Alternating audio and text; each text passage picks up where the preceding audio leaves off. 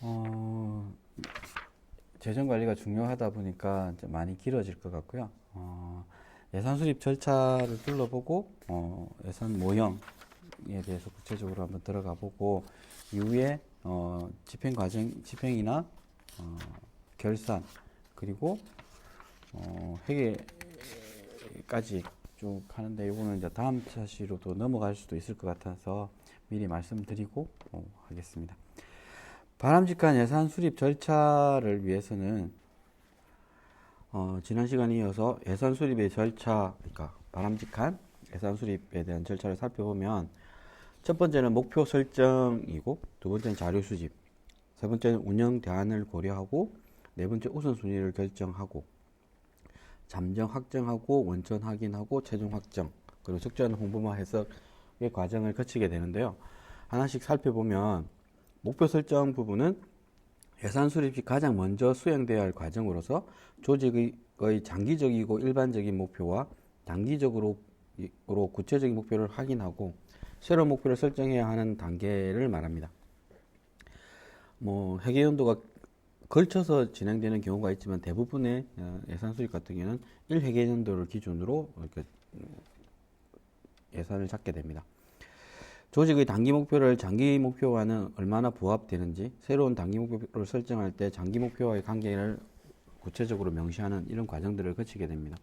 그래서 기관이나 시설들은 보유의 목적 사업을 위해서 그걸 실현하기 위해서 목표를 달성하게 하는 과정들을 예산 수립에 반영하게 됩니다.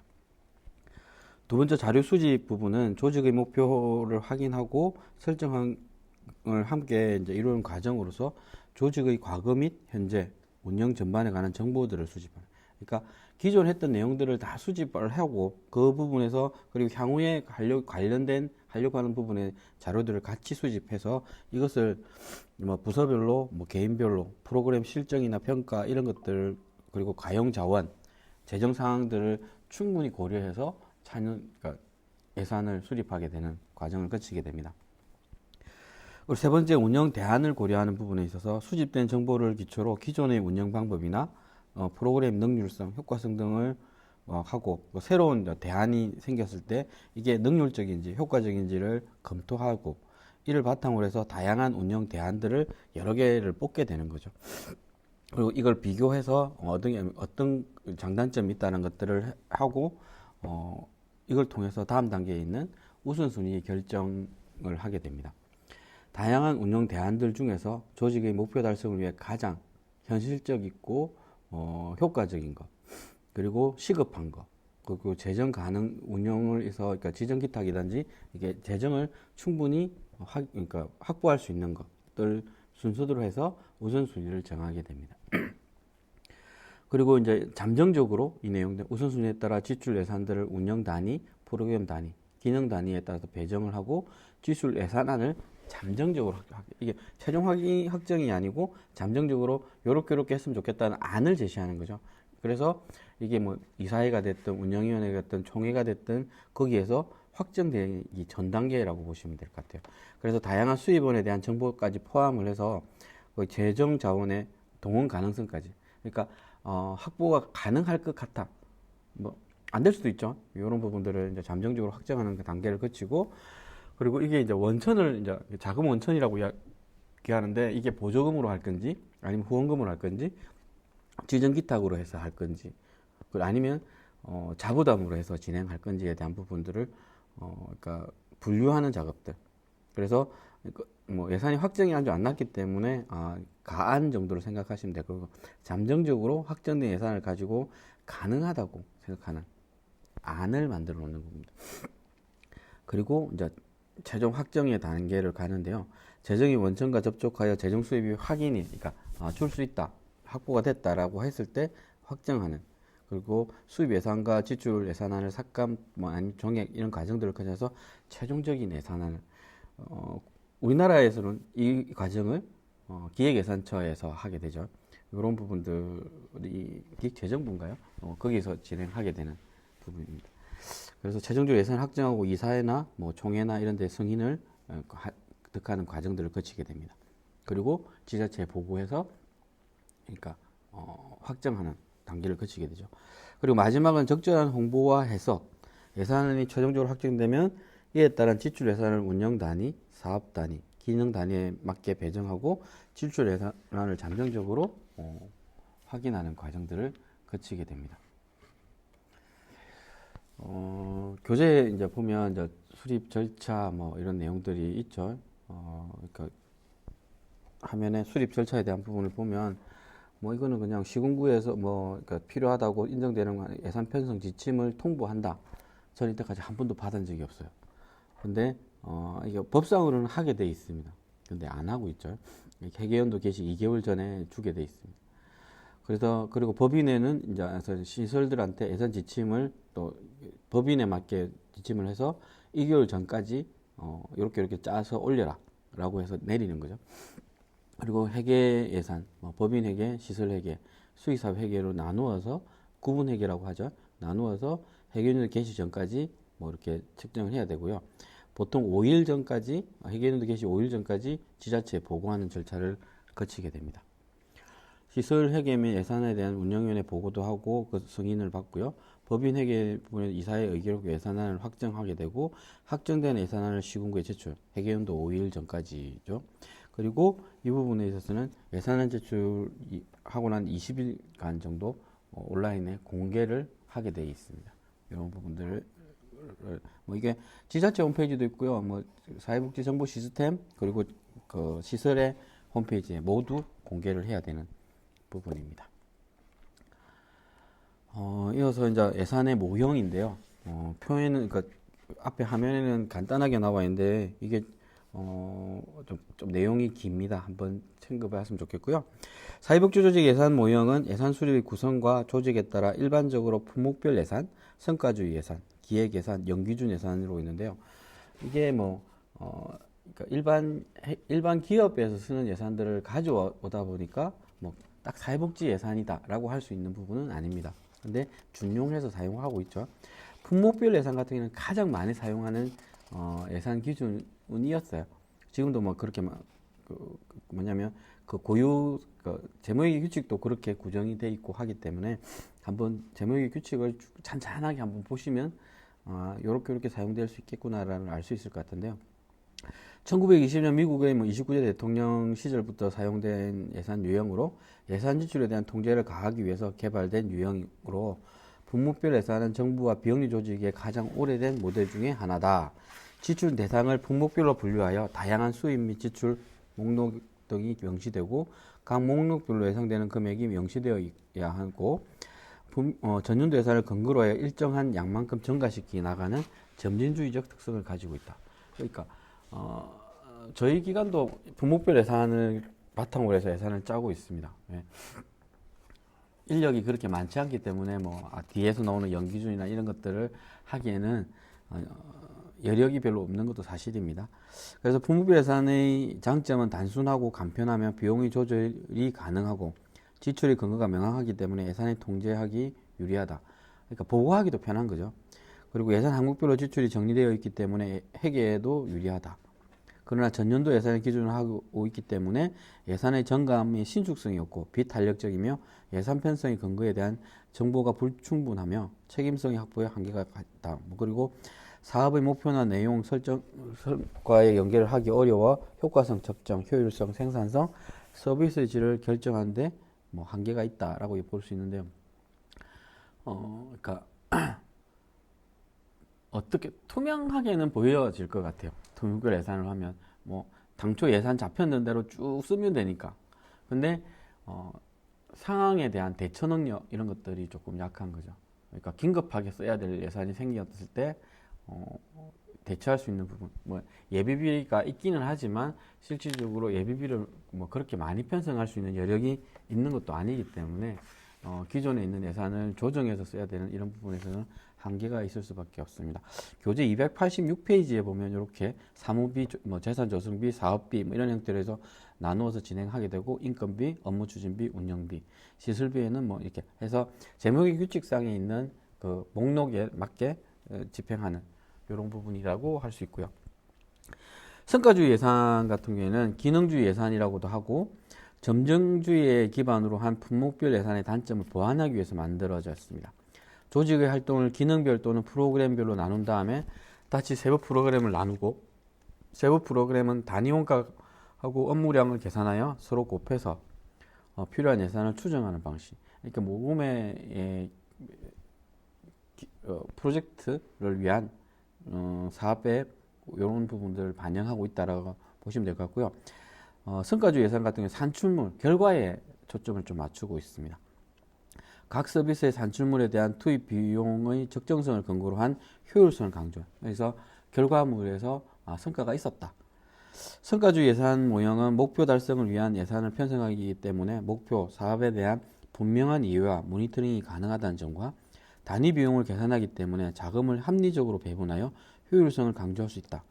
사업별 통제가 가능하고 실적 평가에 용이하며 예산 집행에 의해서 신축성을 부여할 수 있다는 점에서는 장점을 가진다. 하지만 예산 통제가 어렵고 비용 산출 등의 설정과 비용 책정에 어려움이 있으며 효율성에 대한 강조로 인해 효과성이 무시되거나 장기적 계획에 고려하는 부분 하지 않는다는 점에서 한계가 있다.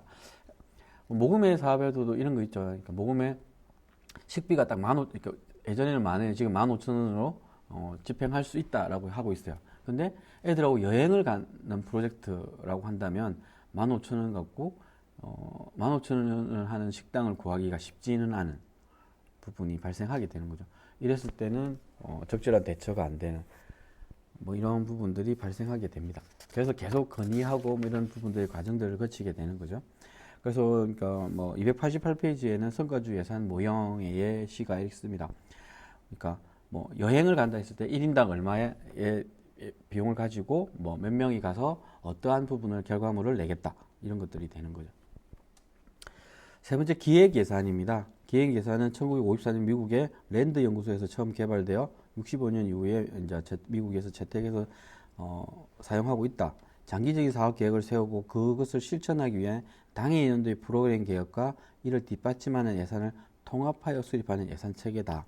뭐 이런 게 있다라고만 정도 아시면 될 것 같아요. 굳이 뭐 저희들이 그렇게 사용할 수 있는 건 아니기 때문에 핵심적인 특징을 보면 사업 기획과 예산을 통합하는 데 있고 성과주의 예산 모형이 투입과 산출을 비교해 효율성을 강조하는 모형이라면 기획 예산 같은 경우에는 사업의 목표를 달성 정도를 판단하는 효과성에 강조하고 있는 모형이다. 그리고 성과주의 같은 경우에는 사업 목표를 분명히 이해할 수 있고 합리적인 자금을 배분할 수 있다는 점에서 장점을 가진다고 한다면 실제 현장에서는 목표를 달성하는 것이 어렵고 사업에 필요한 품목과 단위 원가가 제시되지 않기 때문에 결과에 치중하는 과정을 상대적으로 무시하고 그 과정에서 권력과 의사결정이 중앙집권화될 우려가 있다는 한계를 말할 수 있다라고 이야기하고 있고요. 마지막으로 연기준 예산입니다. 저도 한번 편성해 보려고 하는데 이건 쉽지가 않더라고요. 1960년대 초 미국 행정부 농무성에서 처음 시험되고 60년대 뭐 행정부에서 채택해서 기획 예산에 통합돼서 사용됐다라고 이야기하고 있고요. 전년도 사업의 관행에 구애받지 않고 영의 상태에서 출발하여 사업 계획을 수립하고 채택된 사업에 관해서만 예산을 편성하는 모형이다. 모든 사업을 매년 처음으로 시작한다는 전제하에 매년 사업의 필요성에 대한 정당성을 제시하고 다른 사업과의 경쟁을 통해서 우선순위에 들어가야 예산을 편성할 수 있다. 연기준 예산 모형은 예산을 절감하고 사업의 쇄신에 기여할 수 있고 재정 운영과 자금의 배분을 탄력적으로 할 수 있어 사업의 효과성과 효율성을 제고할 수 있다는 점에서 장점을 가진다. 하지만 매년 연기준을 적용하기 위해서는 효과적인 의사소통과 의사결정, 사업평가 등의 전문성을 지닌 관리자를 확보해야 하는 어려움이 있으며 의사결정이나 우선순위 선정 등의 정치적, 심리적 요인이 무시되고 지나치게 많은 시간과 노력을 들여야 한다는 점, 그리고 일몰법에 기반을 두고 있기 때문에 매몰 비용이 발생할 수 있으며 장기 계획에 의해 사업 수행이 어려운 점에 한계가 있다. 그러니까 정권이 바뀌거나 이렇게 예산을 지원한 부서가 바뀌었을 때는 앞에서 열심히 추진하다가도 스톱되는 상황들이 발생할 수 있는 거죠. 그렇게 되면 이때까지 투자했던 예산이 효과를 보기도 전에 그냥 문을 닫아버리는 이런 부분에 한계점도 있을 수 있습니다. 그래서 그러니까 기관에 그러니까 리셋시키는 그러니까 새롭게 출발한다는 부분에 있어서는 한 번쯤 도전해보고 싶지만 쉽지 않은 과정이다라고 말씀드릴 수 있을 것 같아요. 이어서 예산의 집행 부분입니다. 예산 집행이란 세입 세출 예산이 담고 있는 정책 목표와 프로그램을 성취하는 데 필요한 수익과 지출을 실행하는 일체의 행위를 말한다. 그러니까 계획대로 사용하는 것들을 말하는 거죠. 그래서 면밀한 과정을 통해 편성된 예산이 편성한 대로 행해지고 있는지를 확인하게 되고 필요에 따라 지도, 조정의 과정들을 거치게 됩니다. 모든 예산은 사업을 수행한 업적을 올려야 하는 만큼, 그러니까 결과를 내야 되는 만큼 계획에 있어서 이 계획대로 진행되는 것을 원하고 있죠. 특히 이제 공공조직 같은 경우에는 더더욱 그런 부분이 있습니다. 사업 계획을 실천에 옮기는 것이 예산 집행의 부분 과정이고 효율성 차원에서 집행 통제라는 의미도 가지고 있고 뭐 이런 것에 대해서 예산 집행을 다른 말로 하면 예산 통제라는 부분입니다. 그래서 지자체에 저희들이 그러니까 뭐 그 사업의 성격에 따라서 다르겠지만 보통은 분기로 신청해서 분기로 정산하는 그리고 그러니까 예산 규모가 작은 단위 같은 경우에는 뭐 분기로 신청해서 반기로 평가하게 되는 그리고 일회성 지원 같은 경우에는 뭐 1년에 한 번 그 사업이 끝난과 동시에 정산하게 되는 이런 과정들의 보고 절차들을 가지게 됩니다. 이어서 예산 집행의 원칙들을 보면 크게 9가지 정도로 구분될 수 있습니다. 개별화의 원칙, 강제의 원칙, 예외의 원칙, 보고의 원칙, 개정의 원칙, 효율성의 원칙, 의미의 원칙, 한류의 원칙, 산상성의 원칙인데요. 뭐 다시 살펴보면 개별화의 원칙은 예산 통계 체제는 개별 기관의 제약 조건, 요구 사항, 기대 사항에 맞게 고안되어야 한다. 기관마다 다르다는 거죠. 그리고 강제의 원칙은 강제성을 띠는 어떤 명시적인 규정이 있어야 하며 예산을 집행할 때는 규정을 동일하게 적용하는 공평성. 그러니까 지침이라고 해서 이런 것들이 내려오게 됩니다. 예산 집행에 대한 지침도 있고 행정에 대한 부분도 마찬가지로 지침에 의해서 매뉴얼에 의해서 집행하게 되는 거죠. 예외의 원칙, 규칙에는 반드시 예외 사항을 고려해야 하고 어떤 상황에서 예외가 적용되는지 사전에 명시한다. 기록에, 그러니까 아까 얘기했던 지침에 예외 사항들을 기록하게 되는 거죠. 근데 없는 내용들이 예외가 있을 때는 사전 협의를 통해서 협의라기보다는 건의를 통해서 승인을 받는 절차를 거치게 되겠죠. 네 번째 보고의 원칙에서는 보고 규정을 둬야 되고 보고의 원칙이 없다면 재정 관련 행위를 공식적으로 감시하고 통제할 수 없기 때문에 이제 이런 것도 필요하다. 그래서 아까 이제 분기로 정산한다든지 이런 보고 절차들을 가게 되는. 그리고 연말에 결산이라고 하는 부분에서 그런 과정들을 같이 거치게 된다. 예를 들어서 예산을 남용하거나 항목을 변경하고 개인적으로 유용하는 등의 사실들이 있는 그대로 보고되지 않으면 재정활동에 큰 문제가 발생할 수 있다. 그래서 그러니까 뭐 정부나 지자체가 온라인 시스템을 강조하고 사용하라고 하는 이유 중에 하나가 그런 거였죠. 아이디만 있으면 저희들이 집행하고 있는 내용들을 그러니까 온라인상에서도 감시를 하고 있습니다. 그리고 지금은 이제 온라인상에 이상징후, 그러니까 사용할 수 없는데 집행한다든지 이렇게 하면 그 상위 관리기관에 경고가 뜨게 돼 있습니다. 그런 부분에서 그러니까 원천적으로 저희가 가지고 있는 보조금 카드 같은 경우에는 집행할 수 없는 게 있습니다. 그 부분에서 집행하게 되면 집행 자체가 안 되게 막아놨는데 또 막아놨지만 뚫리는 경우들이 한두 번 있잖아요. 그렇게 했을 때는 위에서 또 그것을 이제 경고를 통해서 확인하게 되고 그거에 대해서 이제 다시 확인 절차를 통해서 되돌릴 수 있는 이런 과정들을 거치게 됩니다. 다섯 번째 개정의 원칙 같은 경우는 예산 관련 규칙은 많은 경우 일정 기간 동안에 적용할 수 있도록 제한하고 적용에 있어 부작용이 나타날 경우에 대비해 일정 기간이 지난 후에 새로운로 개정할 수 있도록 이렇게 하고 있습니다. 효율성의 원칙, 예산 통제는 시간과 비용이 많이 드는 경우가 있고 따라서 비용과 노력을 최소화하고 정도에서 통제가 이루어질 수 있도록 그러니까 단위를 나누어서 한다든지 이렇게 하면서 관리할 수 있는 부분들을 다 끊어서 이렇게 하고 있는 거죠.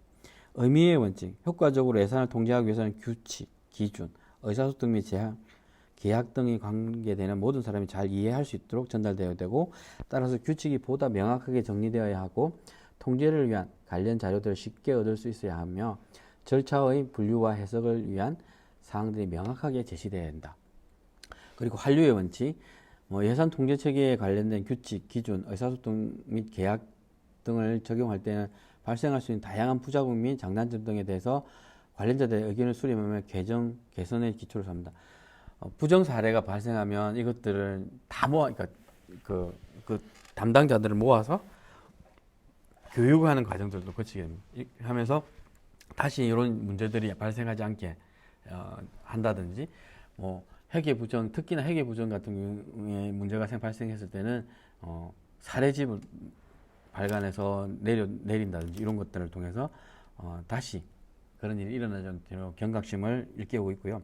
생산성의 원칙 같은 경우에는 예산 통제 그 자체는 어디까지나 서비스가 효과적이고 효율적으로 전달되기 위한 수단이므로 이로 인한 서비스 전달의 생산성 장애와 갈등이 발생하지 않도록 유의해야 한다라고 이야기합니다. 그리고 이제 예산 집행 통제 기재 이런 것들이 있는데요. 분기별 할당이고 지출 사전 승인, 그리고 지출의 취소, 재정 현황의 정기 보고, 대체, 지불 연기, 차용의 개념들이 있습니다. 이건 한번 읽어보시면은 될 것 같은데요. 분기별 할당 같은 경우 수입 예산이 계획대로 들어오지 않거나 집중적으로 들어오는 경우가 있는가 하면 비용의 지출이 월별, 분기별로 동일하지 않고 어떤 특정 시기에 집중되는 시기가 있습니다. 이 같은 경우 수입과 지출을 분기별로 조정하여 수입과 지출의 균형을 유지하는 것, 이렇게 해야 된다라고 이야기하는데요. 특히나 이제 급여 부분에 있어서는, 그러니까 명절 전후에서 추가로 집행한다든지 이렇게 돼서 1분기, 3분기는 예산이 좀 많고 2분기, 4분기는 예산이 조금 작습니다. 이렇게 신청한다든지, 그러니까 신청에 대한 부분들에 대한 고민들을 던지는 거죠. 그리고 지출의 사전 승인, 조직에서 일정 금액 이상을 지출할 경우 규모에 따라 최고 책임자나 중간 관리자 사전 승인을 받도록 하고 있다. 그러니까 집행의 상한선이 있는 거죠. 담당의 상한선, 중간 관리자의 상한선, 최고 책임자의 상한선, 이런 부분들을 통해서 사전 승인을 통해 수입과 지출의 균형을 유지하는, 이렇게 사고가 발생하는 것들을 통제할 수 있는 장치를 마련하고 있는 거죠. 지출의 취소, 예상된 재정 원천으로부터 수입이 인가되지 않거나 삭감 정책의 예산이 수입이 입금되지 않았을 경우에는 이 사업 자체가 진행이 안 되는 거죠. 그래서 지출하는 것도 취소해야 되는 상황들이 발생하게 되고요. 재정 현황의 정기 보고, 행정 책임자는 월별, 분기별로 재정 현황을 보고받아 검토해야 한다. 보고서에는 수입 지출의 변황, 변제 비용, 인원당 비용, 기능별 비용, 서비스 단위달 비용들을 이제 해서 체계적으로 관리하고 있어야 되는 거죠. 수시로 이거는 보고해야 되는 사항들도 있습니다. 상황에 따라서. 대체, 전용이라는 부분은 회계연도 말 무렵에 재정 현황이 사업별 또는 계정별로 가다 지출되었거나 가소 지출된 경우 가다 지출분을 메우기 위해 가소 지출된 부분을 조정하여 대체하는 것을 말한다. 이러한 대체는 조직의 구조와 액수에 따라 중간 책임자, 행정 책임자 또는 최고 책임자의 승인을 받아야 한다. 심지어는 지자체의 승인을 받아야 되는 상황들도 있을 수 있습니다. 지불 연기, 조직 내 외부로부터 지불 요청에 대해 의도적으로 적당한 방법을 통해 지불을 연기함으로써 수입 예산의 입금 여유를 얻을 수 있다. 이런 것들이 있고요. 차용은 은행 또는 협회, 연합회, 정부기관 등의 특별단체로부터 자금을 빌리는 것을 말하는데요. 지자체마다 이제 이게 허용되는 경우가 있고 안 되는 경우들이 있습니다. 그리고 담당자에 따라서 이게 허용되기도 하고 안 되기도 하는데요. 저희 기관에서는 사용 자체를 안 하는 걸로 이렇게 하고 있습니다. 그래서 그러니까 왜냐하면 차용의 근거를 마련하는 게 더 어렵기 때문에 그런 부분은 안 하고 있고요. 그래서 최대한 예산을 긴축 재정을 해서 이따가 기다렸다가 예산이 들어오고 난 이후에 집행하는 이런 과정들을 거치고 있습니다. 지금까지 이제 예산에 대해서 이렇게 봤는데요.